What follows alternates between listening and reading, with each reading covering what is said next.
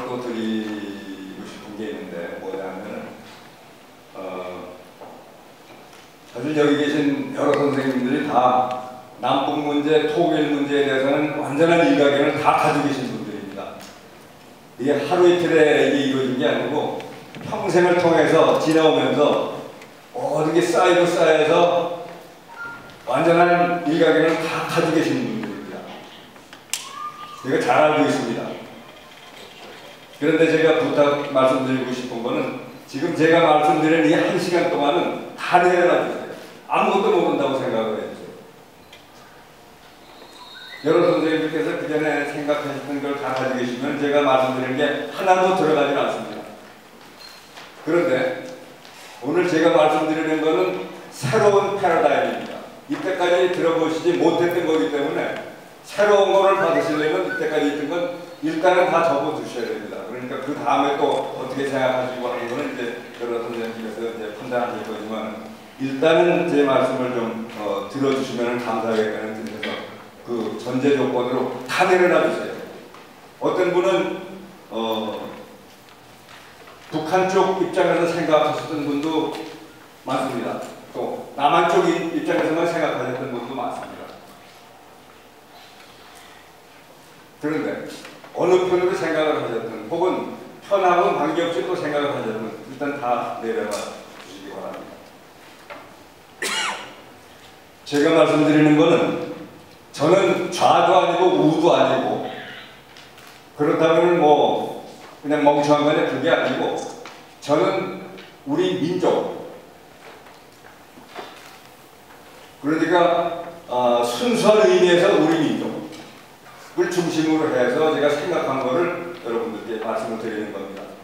이제까지 제가 생각하고 찾아내고 발견하고 그리고 정리한 거를 이제 소상하게 말씀을 드리겠습니다. 근데 제가 시간이 좀 넉넉하다면 앞뒤 연관을 좀 시키면서 이렇게 배경 설명까지 드리면 좀 더 이해가 되실 텐데 주어진 시간이 1시간이라고 하니까 그러니까 중요한 말씀만 그냥 드리는 걸로 이렇게 하도록 하겠습니다. 그리고 나머지 부분은 책을 보시면서 전후좌우를 연결해 주시면 좋겠습니다. 좀 전에 말씀드린 것처럼 이제 박근혜 대통령이 통일은 대박이라고 생각한다 이렇게 이제 말씀하시는 거에서부터 이제 이 근대 국내외를 통해서 통일 대박에 대한 논의가 활성화되고 있는데 그럼 그 뜻이 뭔가라고 하는 거에서부터 우선 시작을 해보겠습니다.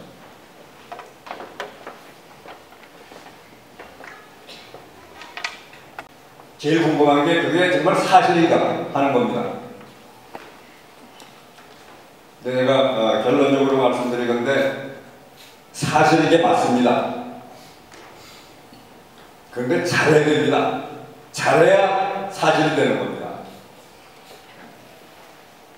이게 되는 방향으로 열심히 할 때 그리고 제대로 할 때 이게 대박이 되는 게 사실이 맞습니다. 그런데 처음부터 딴지 거는 방식으로 무슨 대박이 되는지 쪽박이 되는지 뭐 해봐야 알지 이런 식으로 하게 되면 쪽박밖에 안 나옵니다. 우리가 대박 가는 길로 열심히 합심해서 갈 때 그때 이제 대박을 얻게 되는 겁니다. 그러면 이 대박이라는 의미는 그럼 뭔가? 이거는 경제적인 의미로 제가 쓴 겁니다. 제가 아주 정말로 큰 이득이 나는 거를 찾아내고 난 다음에 그 엄청난 이득 나오는 거를 우리 한국말로 어떻게 표현할 길이 없겠더라고요. 그래서 그냥 다른 더 적합한 게 없어서 대박이라는 말을 이렇게 했습니다만 지금 이제 박근혜 대통령이 통일은 대박이라고 생각하는데 이렇게 말씀을 하시고 난 다음에는 그 대박이라는 단어가 이상한 말이 되는 게 아니고 그냥 보통 말로 한국 내에서도 그렇고 바깥에서도 그렇고 우리들이 전부 국내 동포들이 쉽게 쓰는 이런 단어로 되고 있는 것을 볼 수가 있습니다. 그런데 이게 가면서 좀 안 좋은 방향으로 이게 쓰면 모르는 건데 그 뜻이 자체가 아주 좋을 때 우리가 쓰는 거니까 그래서 이제 통일은 대박이다 하는 것도 더 힘을 받잖아요 이런 생각을 아까 여기 와서 이제 선창을 하시면서 통일은 그럼 대박이다 이렇게 하자고 그러셨는데 지금 한국에서는 그렇게 건배사를 하는 데가 많답니다. 그 공식적으로 아주 통일을 하게 되면 대박이다 이렇게 하고 전국에 걸쳐서 민주평통에서는 거리마다 통일은 대박이다 이렇게 해서 이제 현수막이 다 나가고 이러는 거는 이거는 그냥 일과성으로 되는 게 아니고 정말 그렇게 되는 거를 국민들 머릿속에 인식을 시켜줘야 그래야 좀 합심해서 그 방향으로 가기 때문에 민주평통에서 앞장서가지고 지금 저도 큰 길거리에 서울에서 봤는데 지방까지 전부 그렇게 하고 있다고 하는 말을 들었습니다. 그러면 좀 전에 말씀드린 것처럼 이 대박이라고 하는 뜻은 그냥 좋다 뭐 이런 지나가는 말로 하는 게 아니고 통일할 때 우리가 경제적인 면에서 크게 이득을 보기 때문에 비용보다 이득이 크고 아주 크기 때문에 그래서 대박이다 하는 이런 말을 쓰게 된다 하는 말씀을 드리는데 그런데 그러면 왜 그때 경제적인 면인가?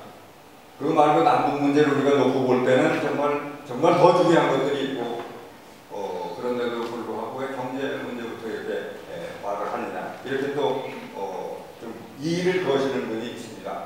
그래서 제가 통일은 대박이다라고 하는 이걸 이제 강조를 하니까 어떤 데서는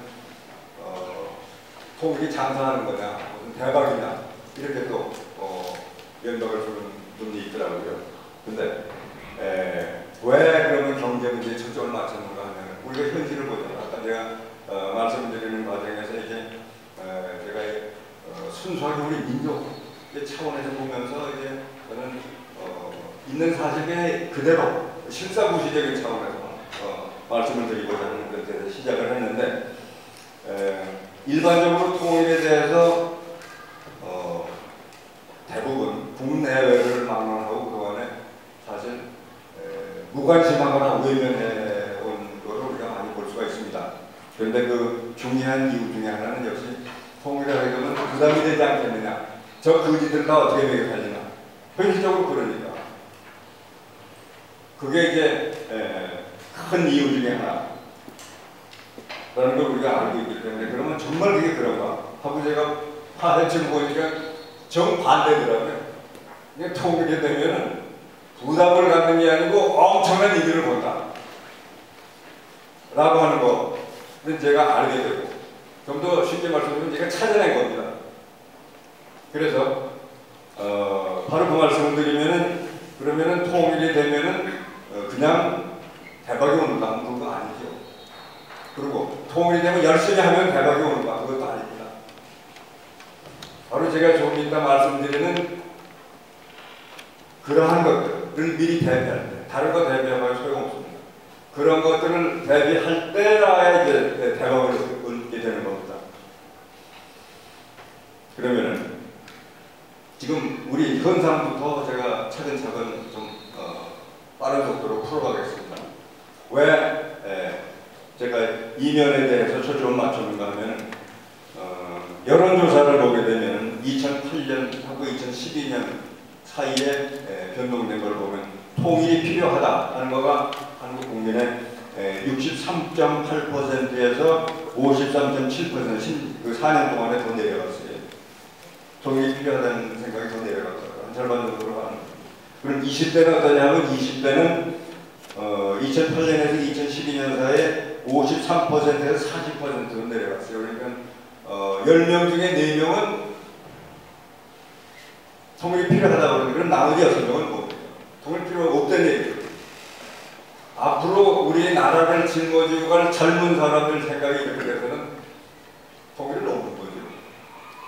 그런데 이 사람들이 사실을 제대로 알면서 이렇게 판단해서 보는 사실을 거꾸로 알고서 이제 이런 현상이 오고 있기 때문에 그래서 이걸 제가 이제 바로 알리는 거가 굉장히 중요하다. 그런 뜻에서 책을 쓰게 된 겁니다. 그러면 이게 2008년, 2012년 말씀을 드렸을 때 이 근래는 좀 나아졌냐면은 지금 요 한두 달 새에는 더 나아졌는지 모르겠는데, 이 2014년 그러니까 금년 2월 3일이면은 박근혜 대통령이 통일이 대박이라고 생각한다고 말씀하시고 몇 주 후인데, 그때까지도 어떻게 되냐면 통일이 나에게 이득이 안 될 거라고 대답한 사람이 66.3%입니다. 그러면 세 사람 중에 두 사람은 통일이 나에게 이득이 안 될 거라고 생각하고 있는 겁니다. 근데 만일에 박근혜 대통령이 한 말씀 하셨다고 해서 전부 이득이 되겠다 이렇게 생각했으면 통일이 나한테 이득이 안 될 거라고 생각하는 사람이 없겠죠. 그렇지만은 안 믿는 겁니다.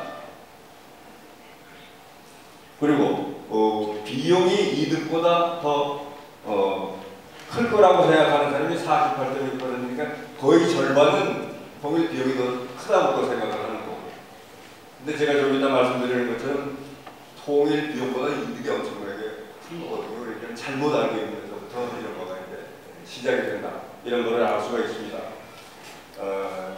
이때까지 이런 거에 대해서 음으로 양으로 이렇게 되도록 될 수 없었던 거는 그동안에 국가 원로국에 계시는 분들도 하는 얘기가 통일은 때를 기다리면서 대비를 해야 된다 이렇게 점잖은 얘기를 하는데 그게 아주 잘못된 말입니다. 뭘 모르고 하는 얘기죠. 그러니까는 이분들이 이 직관적으로 느낌으로만 그렇게 하는 건데 이 경제 문제에 대해서는 일반 상식이나 느낌하고 반대로 가는 게 너무 많습니다. 근데 바로 이 경우든지 그렇게 된 건데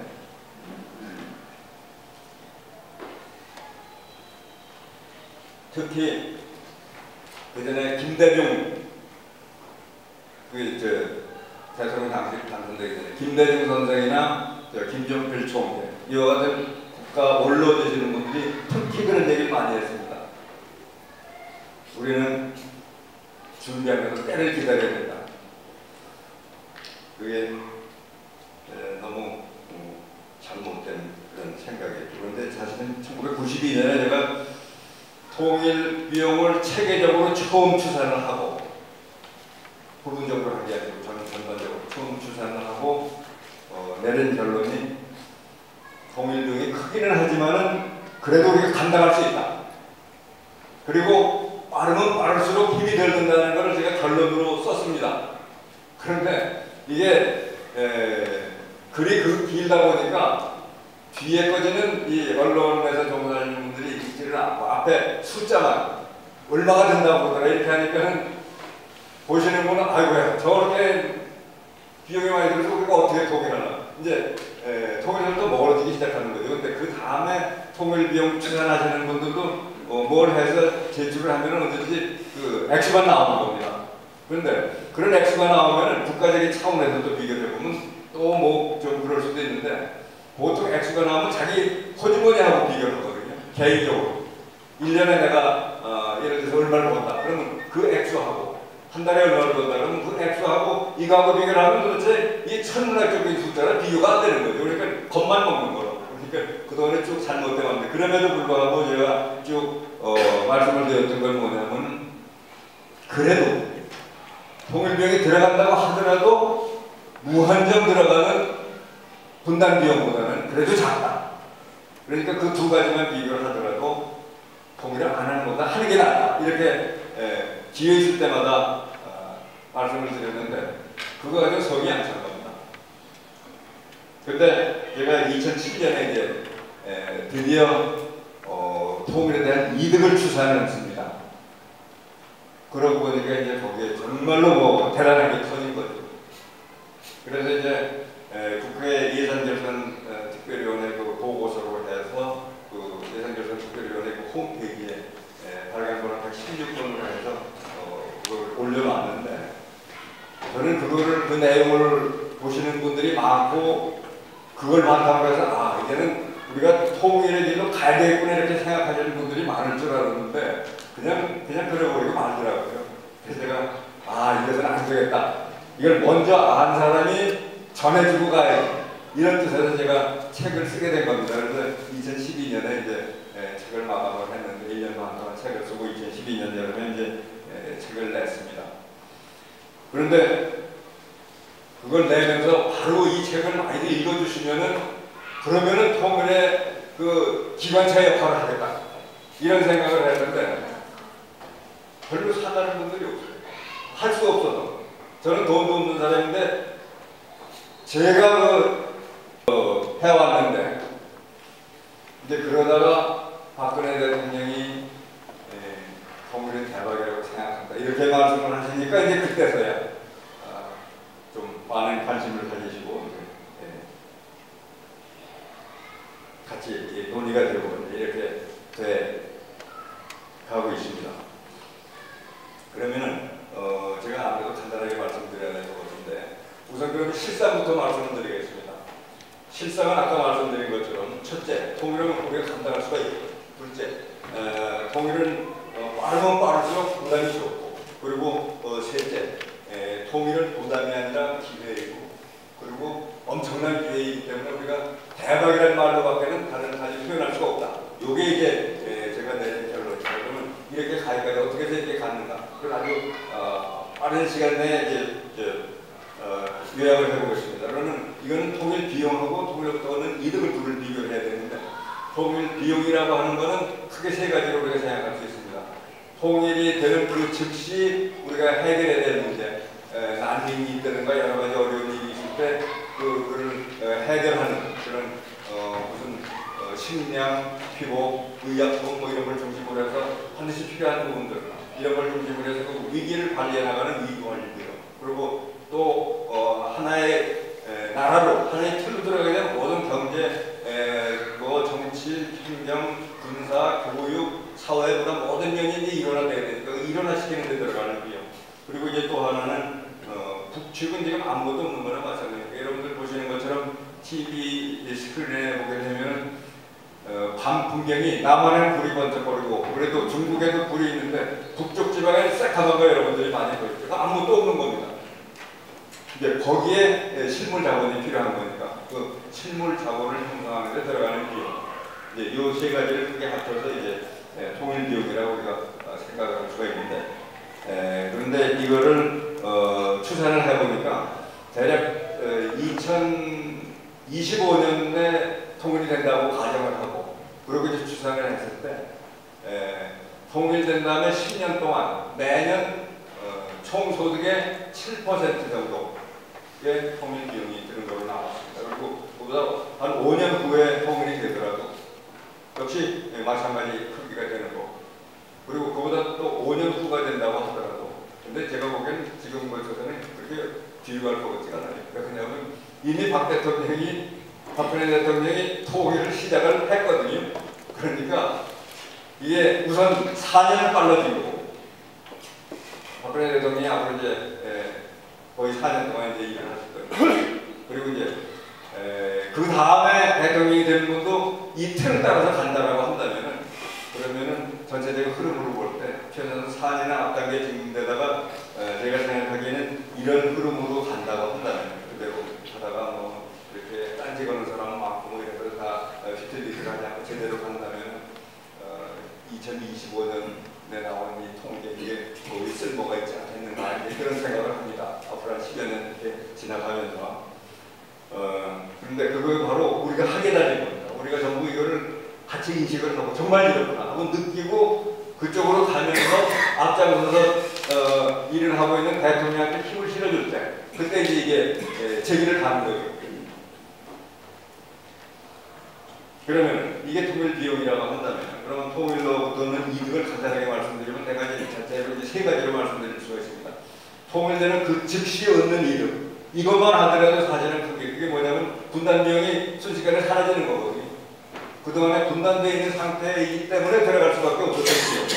이건 이제 안 해야 되는 거니까. 그러니까 이게 이득이라는 게 무슨 플러스로 나오는 건 아니고 계속해서 마이너스로 있던 거가 없어지니까 그 없어지는 만큼 이득이 되는 그 부분. 그것만 하더라도 통일 비용보다는 이제 큰 통일을 마무리하는 것보다는 큰 이제 그런 게 되는데. 그런데 이 대박이라는 건 바로 그 다음 기간에 나오는 겁니다.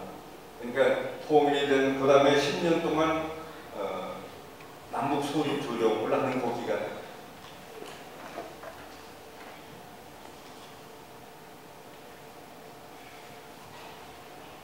근데 이 10년이라고 하는 것도 제가 눈대중으로 10년이라고 하는 게 아니고, 그러니까 추산을 해보니까 이렇게 나오더라고요.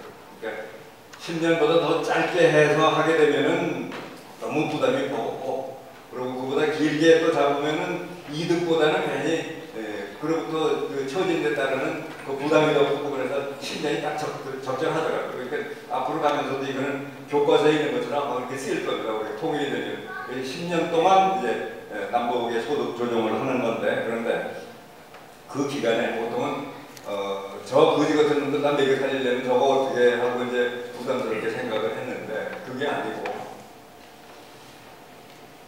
북쪽에 필요한, 북한 지역에 필요한 모든 실물 자원, 이거를 남측에서 전부 생산해서 공급하는 이 방식을 택하게 되면 남한 경제는 눈코 뜰 새 없이 돌아가는 겁니다. 바로 거기서 이 통일 대박이 나오는 건데, 그래서 저는 그 이름을 Buy Korean Product Policy라고 이름을 붙여봤습니다. 그러니까 옛날에도 미국에서도 필요할 때는 Buy American 정책을 쓰고 그랬던 것도 우리들이 알고 있는 거. 그러면 우리는 뭐 10년 동안만 우리 통일을 마무리하는 동안만 좀 이렇게 하도록 해달라 하는 거를 강대국들한테 평상시에 좀 이렇게 잘 이해를 시켜가지고 그렇게 한다고 그러면은 매년 그걸 핵심으로 해서 매년 11%의 경제 성장을 10년 동안 하게 되더라고요.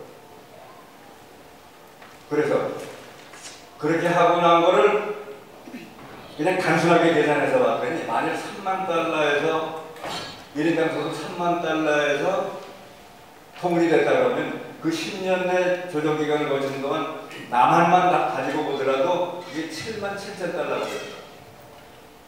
그럼 북측은 지금 1,000달러 내외에서 밥을 먹네 못 먹네 이러는 거에서 남한 경제 1인당 소득의 절반, 그러니까 3만 8, 9천 달러 되게 되면 그거는 남한보다는 적지 않냐 이렇게 생각하는지 모르지만 지금은 북쪽은 밥도 못 먹는 거죠.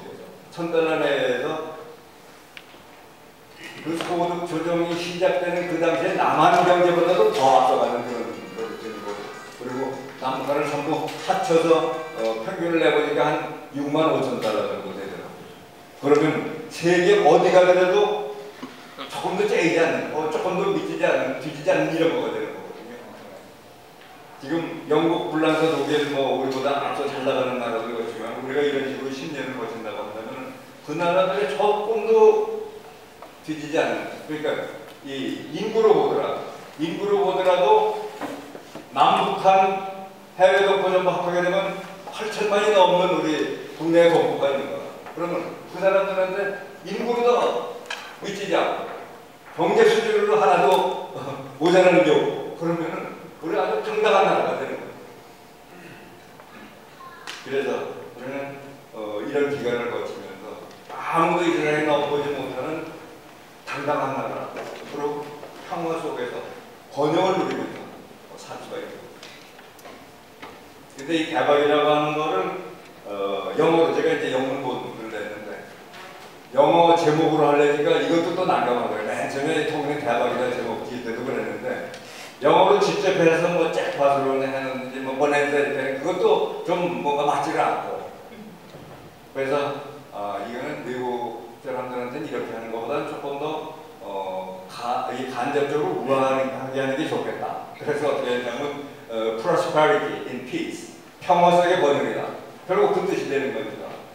우리가 통일이 돼서 동북아 지역이 좀 평화로운 그런 지역이 되고 그 가운데 우리는 번영을 하고, 번영도 보통 번영이 대단한 거니까. 그래서 이제 그렇게 해서 영어 제목을 이렇게 해놨습니다. 이제 보시면 아시겠지만, 그런데 문제가 외신 기자가 박 대통령한테 대박이라는 걸 어떻게 설명하느냐 했더니 평화와 번영이라고 생각한다. 이렇게 했습니다. 그러니까 이게 전부 생각을 하다 보면은 생각이 이제 같은 쪽으로 하는 거라고. 그러면 바로 아까 말씀드린 대박은 아무렇게나 오는 거냐면 그게 아니고 지금 말씀드린 네 가지가 확실하게 될 때, 이때 이게 대박이 오는 걸 우리가 꼭 알고 있어야 된다. 그래서 어느 순간에 통일이 되더라도 이 네 가지를 마음속에 가지고 있고 이대로 시행이 돼 간다면 대박이 오는 거예요. 근데 아무 생각도 없이 그냥 있다가 뭐 오늘 갑자기 통일이 되겠지 무슨 급변사되거든 이런 얘기가 급변사되는 건 없습니다. 그건 완전히 착각이에요. 북한 사회가 어떤 사회인데 무슨 갑자기 이렇게 안 됩니다. 우리가 뭔가 해야 된다. 그래서 제가 통일을 만든다는 얘기를 했습니다. 통일은 그냥 오는 게 아닙니다. 우리가 만들어야 되는 겁니다. 그러면 만들 때 어떻게 만드느냐에 따라서 이제 정말 대박이 되느냐 하는 건데 그런데 요 네 가지가 바로 통일 직후에 10년 동안은 경제적인 면에서는 그거에 관해서만은 남북을 분단해서 분리해서 관리를 해야 된다. 그렇지 않고 완전히 합쳐놓고 하게 되면은 그러면 너무 낭비 요소가 많기 때문에 힘들어지고 그리고 이제 두 번째로는 좀 전에 말씀드린 북측에 필요한 모든 실물 자본을 전부 남한에서 생각합니다. 그건 제가 어떻게 하다가 무슨 생각이 와서 가서 거기에 가서 이게 꽂혔느냐 하면은 옛날에 일본이 한국 전쟁 6.25 사변 났을 때 2차 대전 폐허 속에서 한참 헤어나기가 힘든 판에 한국에서 전쟁이 나니까 모든 물자를 대주더라고 이득 많이 받거든요. 근데 우리가 북쪽에 필요한 모든 실물 자본을 남한에 전부 생산해서 가져간다면 옛날에 그거하고는 상대가 안 되는 거예요. 엄청난 거.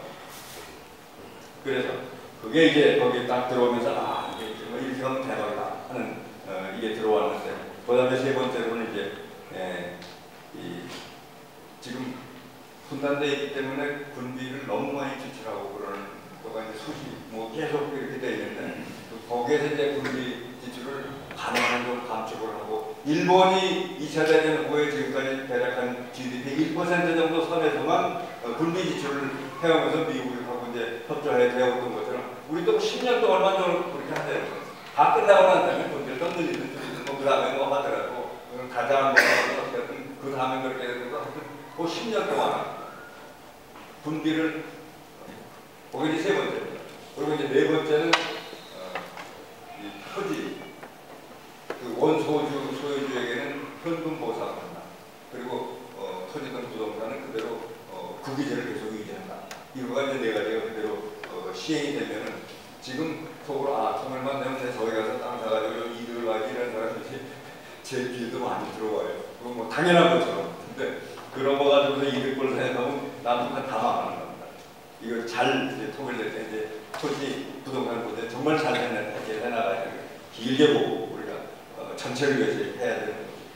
그리고 이 네 가지를 이제 제대로 하게 되면 이제 또 대박은 오는 건데 그런데 이제까지 많은 분들이 이제 크게 걱정하는 게 뭐냐면은 통일되면 세금 폭탄 맞을까봐 걱정했던 것은 사실 세금 폭탄만 생각할 필요가 없고 그거는 제가 이 구도를 짠 거에 보면은 의무적으로 부담하는 거는 자기 소득의 1% 그 10년 동안 그걸로 끝나는 거예요.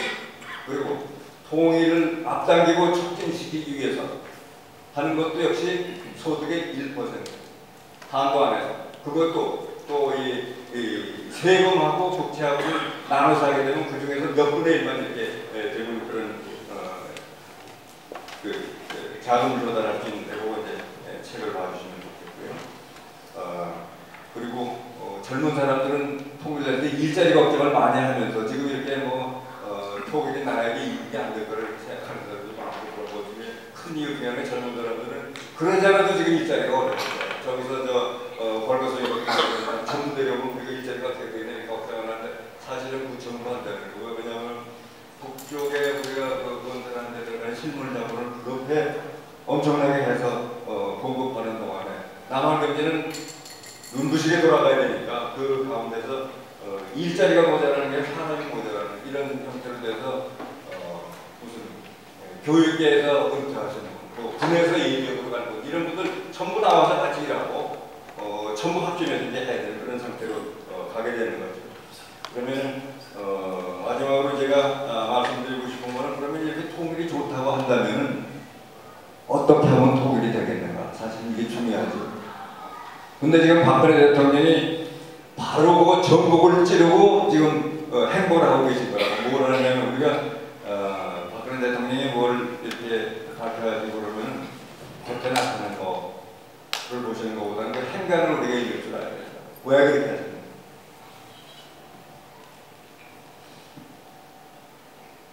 그 일련의 이제 행보를 보면서 이번에 드레스덴에서 발표를 하신 것도 그냥 이렇게 보게 되면 그냥 몇 가지 나아야 되는 거를 이렇게 생각하시기 쉬운데 그게 그런 게 아니고 바로 저쪽 정권에 대해서는 정권에 대해서 핵무기를 내려놔야 되고 그리고 쓸데없이 무력도가 하지 말고 그렇게 엉뚱한 짓 하면 그보다 더 큰 걸 얻어맞을 테니까 그렇게 하지 말으라고 강력하게 대응하는 이런 면이 한 면이 보이죠. 그리고 또 한 면은 저쪽에 여러 가지로 어려우니까 산림 녹화, 이 농업단지 뭐 이런 거를 통해서 좀 더 많은 사람들한테 좀 혜택에 가게 하고 그리고 이 민간 교육을 좀 더 활성화시키면서 너무 이질화된 이런 풍토를 좀 개선해 나가야 되겠다. 그리고 이런 모든 거를 종합적으로 이제 해나갈 남북교류협력 그런 사무를 많은 그런 것도 우리가 심사해야 되고 이런 식으로 하게 되는데 그런데 또 끝에 뭐라고 얘기했냐면은 정말 핵무기를 내려놓는다고 한다면은 동북아 은행을 비롯해서 전폭적으로 지원하겠다 이렇게 나오는데 그때 어떤 신문에서는 이 핵무기를 내려놓는다면 이런 거 하겠다고 이렇게 했다고 그러는데 그게 우리 잘못 이해하는 거예요. 그러니까 그전 같으면 핵무기 내려놓기 전에 아무것도 안 하겠다고 한 건데 지금 핵무기를 내려놔 한쪽으로 얘기하고 또 한쪽으로는 우리는 남북 간의 주민 간의 동질성을 위해서 이런 거를 하고 또 인도적인 차원에서 뭐 해야 된다는 걸 또 한편에서 또 하신 거라고요. 그리고 나서야 정말 핵무기까지 내려놓는다고 그러면 정말 더 하겠다. 이렇게 된 겁니다. 그러니까 지금 추트랙으로 확실하게 나가는 겁니다. 둘 다 묶어놓지 않고. 그러니까 이명박 대통령 때 핵무기 내려놓지 않으면 아무것도 안 하겠다. 한 거 하고 지금은 핵무기를 내려놓으라고 그러는 거를 일면으로 하면서 그러면서 그것 때문에 다른 걸 전부 묶어놓고 손발을 묶는 게 아니고 우리는 우리대로 지금 저쪽 주민들을 향해 같이 더불어 살 동포들을 향해서 지속적으로 나가겠다는 걸 지금 표명을 하신 거예요. 그러면서도 맨 끝에 가서 핵무기까지 내려놓는다면 그러면은 뭐 더 말할 것이 더 잘하겠다. 이제 이렇게 된 거니까 우리 이제 생각을 우리가 읽을 줄 알아요. 앞으로 가면 이제 여러 선생님들이 지금 정부에서 뭐 박근혜 대통령이 또 앞으로 이제 행보를 이제 해나가실 텐데 그걸 보시면서 이런 가닥을 가지고 보신다 그러면 아 이제 이렇게 가는구나 이렇게 아실 겁니다. 근데 이걸 보고서 바로 오늘 북한에서 떴다고 안 좋다고 뭐 저 반응이 나왔다는데 당연히 이렇게 나오는 거죠. 거기서 좋아할 리가 있어요. 그게 저쪽에 뭐 이렇게 해서 하자고 그러면 아 형님 그러겠습니다. 이렇게 따라오겠는데 여태까지 한 번도 없어요. 안 하는 거는 당연한데 근데 세월이 가면서 그중에 자기들이 필요한 걸 또 야간되면 뭐 하게 될 거라고 뭐 당연히 이제 그 사람들 그렇게 하는 건데 근데 또 이 신문에서는 이게 뭘 읽을 줄을 몰라가지고 어떤 신문에서 그랬더라고요. 이 북한에서 이렇게 반대 의사를 가지고 나오니까 박근혜 대통령이 뭐 한 거는 이제 당분간 소용이 없겠다. 언론에서 이렇게 짧게 생각하면 안 돼요. 그러니까 저쪽에서 그런 식으로 나오는 건 우리가 충분히 예상할 수 있는 거고 그렇다고 하더라도 우리는 의연하게 저쪽에서 좋아. 싫어하면 우리가 앞으로 해나가는 정책은 의연하게 쭉 나가는 거지 저쪽에서 그렇게 한 반응이 그렇다고 해서 이쪽에 정책을 바꿔야 되고 이거는 있을 수가 없는 일이죠. 근데 어떤 신문에서 오늘 아침에 그러더라고요. 그러니까 참 우리 여론을 이끌고 가는 언론인이 정말 잘해야 되는데 참 정말 책임이 막중한데 그런 식으로만 나가고는 안 되는 거죠. 그러니까 지금 지도자가 이렇게 뭘 하고 있으면은 거기 이렇게 전부 뭐 조율해가면서 같이 나갈 생각을 좀 해주고 적극적으로 하지 못하고 좀 그런 게 좀 안타까운 그런 모습을 보입니다.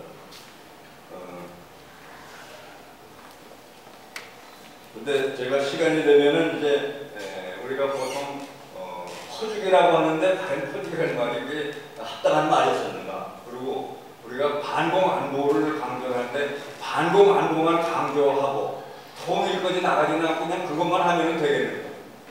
그리고 평화공전이 굉장히 아주 점잖고 유연하게 들리는데 평화공전하게 되면 우리가 통일까지 갈 수 있겠는가?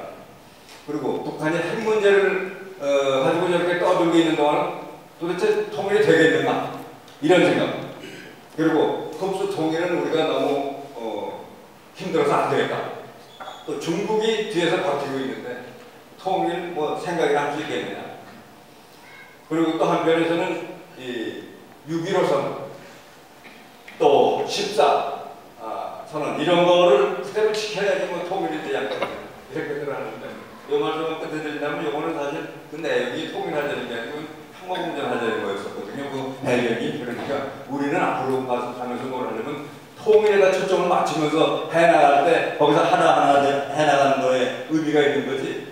그 목표 자체가 엉뚱한 데 가 있는 걸 그걸 가지고 꼭 뭐 지켜야 된다. 뭐 대통령이 하니까는 뭐 나는 그 좀 다른 데로 가면서 뭔가 좀 존재감을 보이고 싶다. 이건 안 되는 거죠. 이게 바로 이 목표 자체를 제대로 하면서 거기에 맞춰 나갈 거가 훨씬 당연한 거다 이런 생각을 하고 지금 이제 여기 간단하게 말씀드리면 그 내용 책에도 간단하게 표현이 되어 있습니다. 시간 때문에 너무 제가 또 지금까지도 말씀을 많이 드렸는데 더 말씀드리다가 또 혼날 수도 있으니까 일단은 여기서 말씀을 마치는 거로 하고 그리고 사실은 이건 시간 때문에 제가 드리면 안 되는 말씀드리면 안 되는 건데 적어도 그냥 넘어가기 너무 섭섭하니까 어느 건 한 번만이라도 좀 질문을 해주시면 감사하겠습니다. 그 대신에 질문하시는 시간 1분 이내로 해주세요. 한 30분 설명을 하시면서 질문하시면 너무 문제가 생기니까 1분 이내로 말씀해 주시면 저는 1분 반 안에 제가 답변을 하고 그렇게 마치는 걸로 하겠습니다. 그러면 지금 당장 무슨 특별한 질문이 없으시면 질의가 없으시면 예, 말씀해 주세요. 정치적 통일이 가능하다면 정치적 통일에서 가능한 배경을 좀 설명해 주시면 좋겠습니다. 이 강연 배경이요? 아니, 남북 간의 정치적 통일이 가능하냐 하냐. 정치적 통일이 가능하냐 하냐? 네. 그냥 간단하게 말씀드린다고 해서 간단하게 말씀드리면 정치적 통일은 있을 수가 없고 그리고 무력 통일도 안 되는 거고 그러니까 지금 박근혜 대통령이 가는 이 길밖에는 통일 가는 길이 없는 겁니다. 정치적 통일은 될 수가 없는 게 저쪽에는 왕조인데 전제 군주대인데 거기서 뭐를 서로 주거니 받고 하는지 그리고 솔직하게 우리 말씀 나누죠. 저쪽에서 가지고 있는 게 주체사상하고 자력갱생 그걸 바탕으로 해서 하는 건데 그거 가지고 사람들 먹여 살리지 못해요. 그럼 거기서 우리가 뭘 따오겠어요? 서로 주거니 받거니 하는 게 있어야 서로 거래가 되는 건데 거기서 우리가 거둘 아무것도 없습니다. 솔직하게 말씀드리죠. 그런 식으로 해서는 주체사상 자력갱생에서는 자기 아무리 자기네 잘한다고 하더라도 먹여 살리지도 못해요. 우리는 이렇게 발전하고 있는 거예요. 그러면 서로 이렇게 떨어져가지고 우리는 통일되는 거 없는 거거든요. 그러니까 저는 정치 관계는 눈 한두 정부가 있으니까 하겠죠. 그렇지만 저는 거기에다가 전혀 희망을 걸 수가 없다 하는 그런 생각을 하고 있습니다. 네, 감사합니다. 네, 한국에서